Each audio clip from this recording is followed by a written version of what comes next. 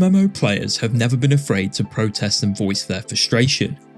If you're a fan of the genre, you've likely taken part, witnessed, or at the very least heard stories about crowds of players taking a stand against a team of developers.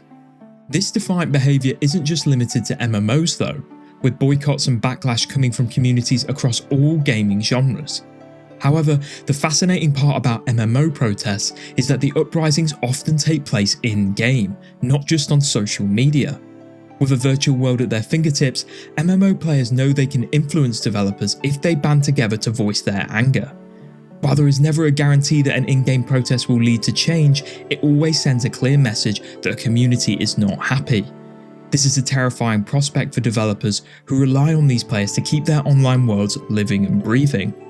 Over the years, stretching back to the early days of MMOs like Ultima Online, Dark Age of Camelot and Meridian 59, there have been thousands of protests, all of which are special and important in different ways.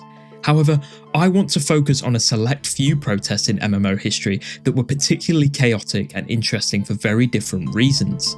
As you would expect, no protest is the same, with some descending into a mass of angry players screaming as loud as possible, and others being so perfectly organised that they utilise in-game mechanics to cause as much disruption as possible for the developers.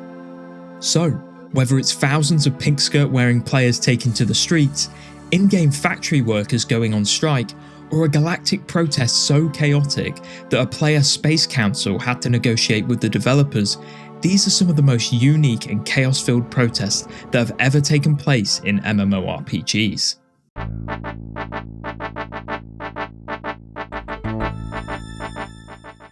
When you think of a protest, you picture thousands of people taking to the streets in anger. Believe it or not, this doesn't just happen in real life, and in fact, there's one MMO where taking over a city is the typical way players have rebelled against the developers. I'm of course talking about RuneScape, a game with a long list of uprisings across its 25-year history. Out of all the protests though, there's one that sticks out as the most chaotic, as it marked the end of RuneScape's golden era, and for a lot of players, it was when they decided to quit the game for good. To revisit this event, we have to take a trip back in time to 2007. Back in this era, RuneScape's community was thriving, with some of its highest ever player counts and iconic updates like the God Wars dungeon being added. It really felt like the game could only get more popular. Behind the scenes though, things were a little more complicated. RuneScape developer Jagex faced a massive problem that threatened to end their MMO for good. Gold farming, which involved players collecting GP in-game and then selling it for real-world money, was rampant and quickly getting out of control. Looking to maximise their profits, gold farmers would rarely pay for their own RuneScape membership, instead using stolen credit card details to cover the costs. The owners of these cards would then charge back the payments as fraudulent, forcing Jagex to refund the money. This happened so much that the credit card companies noticed a trail that always led back to RuneScape, and it was 2007 when they gave Jagex an ultimatum. Either sort it out or we won't accept payments from your game. As you would imagine, this set alarm bells ringing, as without monthly membership payments coming in, RuneScape would cease to exist. In an attempt to solve the problem without selling gold directly to players themselves, Jagex rolled out arguably the most infamous update in the game's history on December 10th, 2007. In one patch, free trade between players was set to be removed, and the iconic wilderness was stripped of its PvP, and with it, everything that made the area special. For lots of players, hunting for kills in the wilderness with their clan or as a solo was the only reason they played. Now, in a single day, the devs had cut it completely from the game, and if that wasn't enough, they wouldn't even be able to give their friends gifts anymore with the new trade limit on the horizon. As you would imagine, after realising what Jagex had done, the community descended into absolute chaos on the same day of the update. The in-game response was almost instant, with hundreds and then thousands of angry players gathering in the city of Falador on World 66. The rioters were desperate for their voices to be heard, screaming slogans like "We pay to PK" and "We pay, we say" over and over again. The sheer number of overhead messages was remarkable, with it being nearly impossible to see anything but the shouts and screams of the angry community. To draw even more attention to themselves, players began activating the Retribution Prayer, which placed a red symbol above their heads, this being just another way to show Jagex how outraged they were. Along with the giant mob in the centre of Falador, smaller groups of players began parading around the game, all following a single leader, often encouraging those they encountered to get involved with the protest.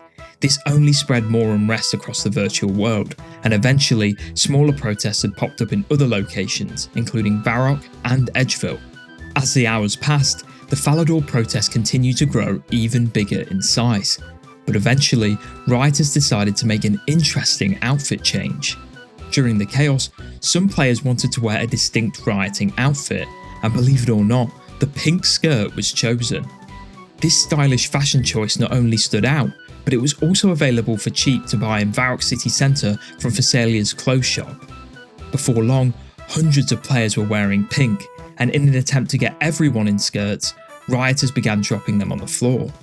In protests that followed years later, the pink skirt was often brought out as a symbol of anger against the devs, but this was where the tradition started. As a whole, the free trade and wilderness protest lasted for a total of 7 days, making it the longest in RuneScape's history. By December 17th, the crowds had mostly dispersed, either accepting the new updates or, in a lot of cases, quitting the game for good. While the update had brought a long list of changes, the removal of the wilderness as players knew it was by far the most devastating.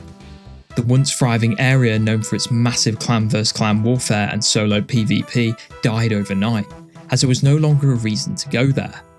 In a cruel twist of irony, the only things left roaming the wilderness were the new revenants Jagex added as wandering monsters.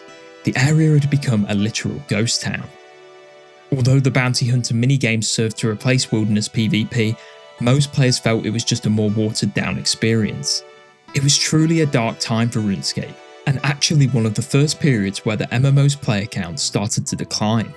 While the protesters had been loud and persistent, Jagex refused to acknowledge that the protest had even happened, only promising that PvP updates were coming soon in a blog post on December 17th.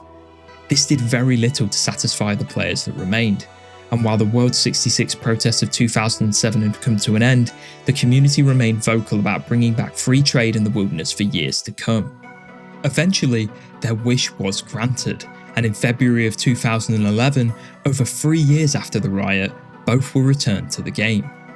For many though, this was too little too late, and while Jagex's real-world trade problem at the time was a good justification, the infamous update on December 10 of 2007 is still regarded as the end of the game's golden era. RuneScape's creator Andrew Gower has since said that if he could go back and change one decision, it would be the way they removed real-world trade. Looking back, the World 66 riot may have done very little in the short term, but it was that desire to protect the magic of the 2007 era that ultimately fueled the creation of old-school RuneScape.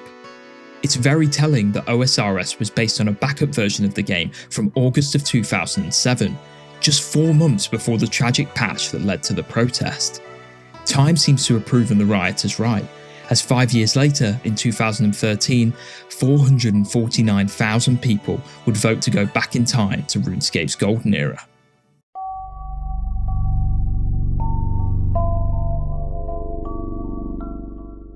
Our next protest took place all the way back in 2011, and shows why angering thousands of players armed with spaceships and laser beams isn't necessarily the best idea. Space MMO EVE Online was at its peak in terms of popularity after years of steady player growth. With over 7,000 star systems to explore across the world of New Eden at the time, EVE offered a galactic sandbox experience like no other in the early 2010s. Even to this day, EVE hosts some of the biggest player vs player battles in MMO history. One war in 2020, featuring thousands of spaceships, even surpassed $378,000 in digital property damage, so it's safe to say this is a community that isn't afraid of banding together to cause a little chaos. Before any in-game protest though, there is always an update, announcement or news that sparks the flames. In the case of EVE Online, that was the Incarna expansion that arrived on June 21st of 2011. This would mark the beginning of the Summer of Rage and trigger one of the most chaotic protests in gaming history, one featuring thousands of spaceships and a barrage of laser beams. But before we get there, what actually made the Incarna expansion so controversial? Well, for starters, The landmark feature for this update was the Captain's Quarters, an area in which players could walk around as their avatar for the first time in EVE and appreciate their spaceship from the viewing deck. This was significant at the time, as before this, EVE players never controlled their avatar and only moved around as a ship in space. Unfortunately, at release, the Captain's Quarters were nothing short of a disaster. Lag spikes made it outright unplayable for some players, and there were even reports of graphics cards overheating and melting. If that wasn't enough, Incarna introduced a microtransaction store for cosmetics called the Noble Exchange. On the surface, you're probably thinking this doesn't sound like a massive problem. Loads of games offer cosmetics for real money nowadays, so what's the difference here? Well, this was 2011, several years before the loot box and cosmetic takeover that came with games like Overwatch and Fortnite. At the time, it made EVE players uncomfortable to have items locked behind the paywall, and there were even concerns that pay-to-win advantages may be added in the future. With an upfront box price, a monthly fee, and then a cosmetic store, it felt like CCP Games was trying to squeeze every ounce of profit out of EVE's player base. The pricing of these items is what truly made the community's blood boil though, with a basic shirt going for up to $40 and the infamous monocle on sale for a staggering $70. Forums at the time were filled with furious players who were utterly opposed to the store and the direction EVE was heading. It was yet to reach the boiling point though, and this wasn't quite enough to kick off the protest. That quickly changed on June 22nd, just one day after the Incarna update launched with the leak of an internal CCP Games newsletter, only intended to be read by staff members working on EVE. The purpose of the newsletter was to host internal debates on the future of the game, and the leaked document happened to focus on the sale of virtual goods in video games. Its front cover is what truly ignited the outrage though, with the title "Greed is Good."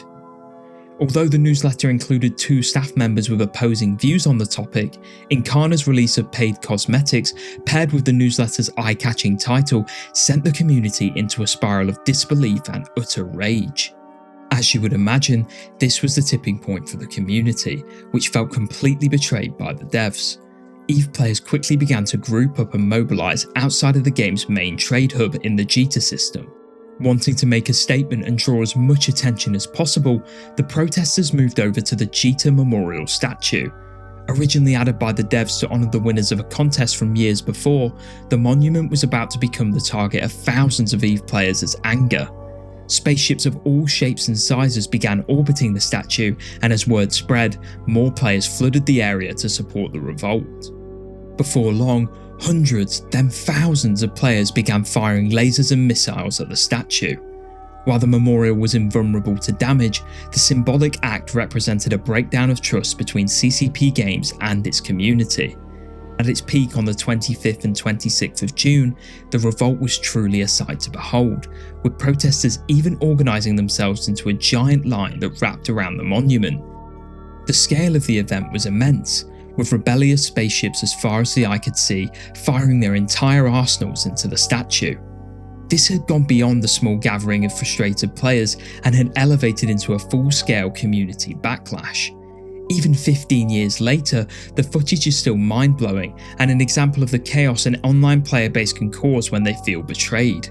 With countless multicoloured lasers piercing the dark backdrop of space, it was a chaotic spectacle that the devs simply couldn't ignore. Now, it's important to flag that this massive in-game revolt was also paired with a huge wave of cancelled subscriptions from the player base. There were so many threats to quit that it even counted as a world record. While the loss of profits will have been without a doubt the biggest factor troubling the devs, a giant protest in the main hub of their game will have also had the alarm bells ringing. By creating chaos inside the game world, the community had brought the frustration to life and made it tangible for CCP Games to see. By this point, the power dynamic was quickly shifting. CCP Games may have been the creators of EVE Online, but those who inhabit their virtual world had realised they were indispensable.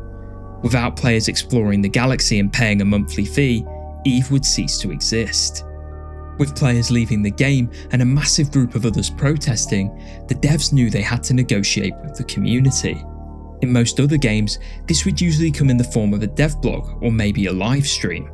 This wasn't any game though, this was EVE Online, So believe it or not, the devs set up a meeting with a group called the Council of Stellar Management. Made up of EVE players, the job of the council is to be a voice for the community and provide feedback for the devs. Back in 2011, with all hell breaking loose in the world of New Eden, CCP Games knew that getting in a room with the council had to happen as soon as possible. They were the best hope at putting a stop to the growing protest on Jita and the massive wave of subscription cancellations from getting any worse. This may sound like a sci-fi movie, but it actually happened in real life. After flying the council over to their dev studio in Iceland, 2 days of hard-fought negotiations took place between June 30th and July 1st. After a long wait, a video appeared on YouTube featuring the Council of Stellar Management's chairman, the Mitani, and senior producer of EVE Online at the time, CCP Zulu. An agreement had finally been reached. CCP Games said they wouldn't pursue any pay-to-win business model, and for the first time in this chaotic series of events, the community felt heard. As you would expect, this meant the Jita statue riot came to a close. Looking back at the announcement video, both men had a lot of influence in the world of EVE Online, but it's impossible to ignore that the one with the power in that situation was the player. Who would have thought that a virtual world could provide enough authority to put players in a position to make demands from the devs? It was a surreal scene, and not just an important part of EVE's history, but gaming history as a whole. Later that year in October, the CEO of CCP Games even issued an apology to players, admitting point blank that he had been wrong and arrogant in the direction the game had taken with Incarna. Looking back, the Jita statue protest was a success and led to positive changes for the game. While the subscription cancellations were essential to get the message across, the impact of the riots in Jita cannot be underestimated. It was a symbolic event that brought all of the community's anger and frustration to life for CCP Games to see. In a lovely touch from the devs, the indestructible Jita memorial statue was redesigned to be broken and destroyed to reflect the chaos of those dark days in June of 2011. Out of the countless protests that have taken place in gaming history, this one feels particularly special as you could see the power shifting in real time. The outright chaos was new ground for CCP Games, and they definitely underestimated the backlash that came their way. The sheer spectacle of this uprising is what takes it to another level though, with the barrage of laser beams definitely scoring it extra points. Not only that, it's just a fascinating story as a whole, and one of many in EVE's universe. If you're looking for more, I highly recommend Empires of EVE by Andrew Groan, a book that provided me with incredible information for this video and delves deeper into EVE's rich sci-fi history.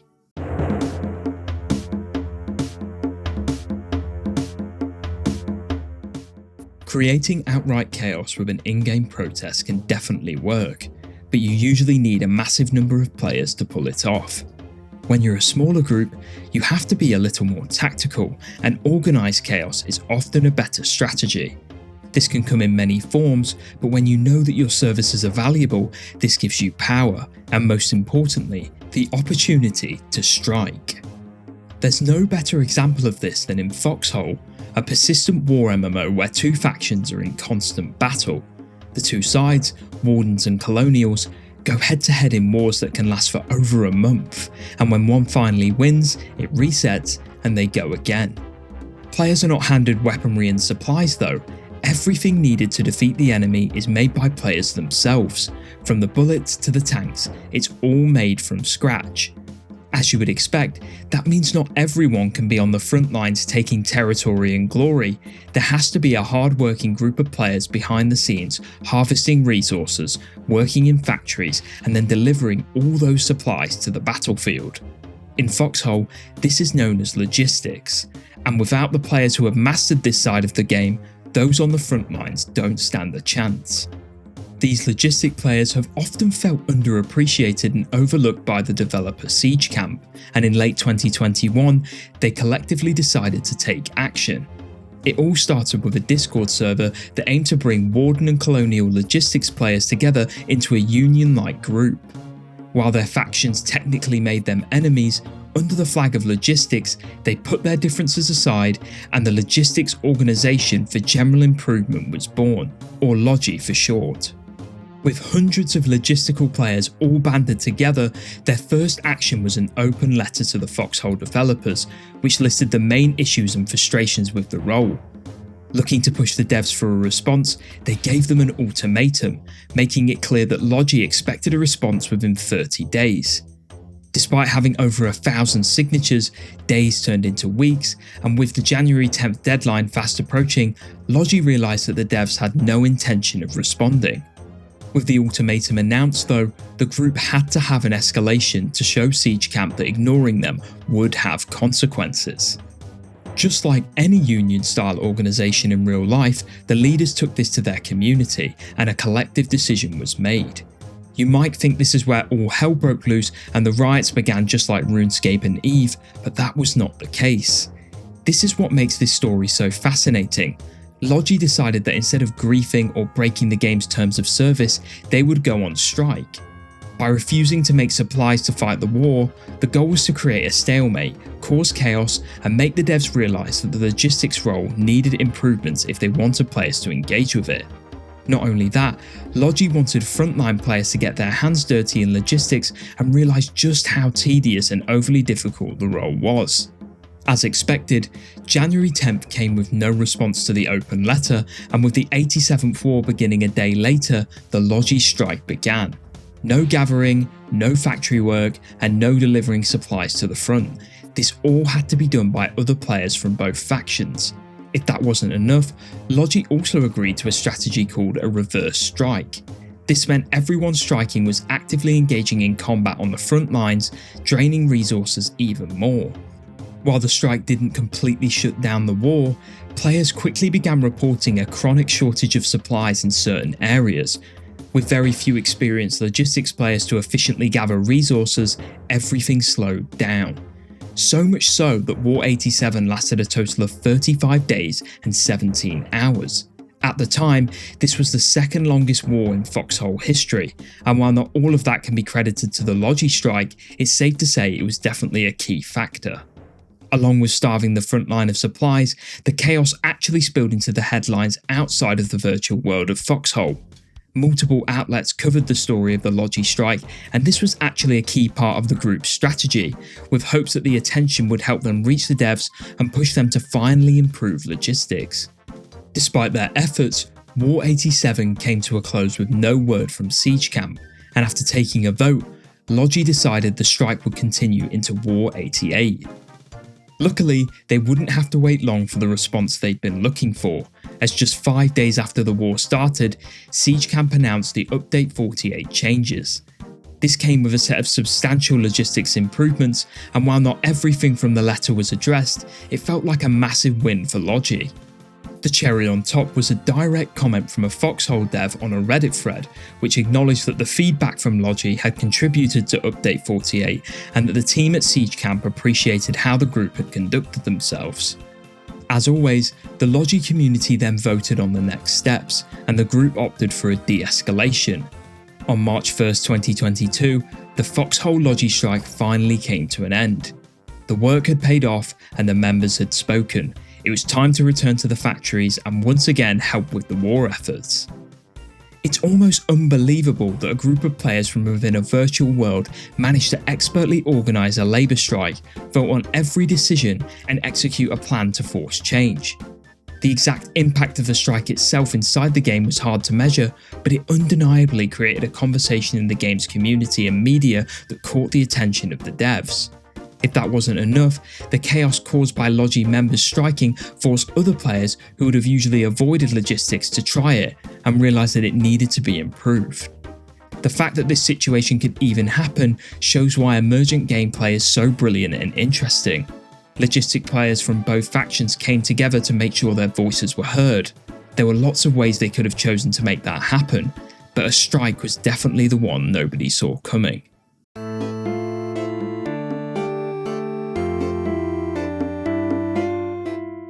One of the most fascinating things about online worlds is that developers provide players with a voice and a level of power. Unlike single-player games where worlds are largely static, MMOs exist perpetually, and for them to survive, the devs have to keep their community happy. If the money runs out, the online world will come to an end, and MMO players know this. While RuneScape, EVE Online and Foxhole's protests were defiant in different ways, they all had one thing in common: a player base recognising that they have the power to demand change. If players are taken for granted, or an update threatens to ruin a world that a community cares deeply about, it runs the risk of a rebellion. These in-game protests are rarely the sole reason a dev apologises or backtracks on a poor update, but they do hammer home the overwhelming frustration felt by a community, more than a forum or social media post ever could. They're also a lens into how much these MMO worlds mean to their players, who have sometimes lived in them for decades and consider them a second home. It just makes sense that you would fight to keep your favourite game from going astray, even if that means putting on your pink skirt or hopping in your spaceship to laser beam a statue.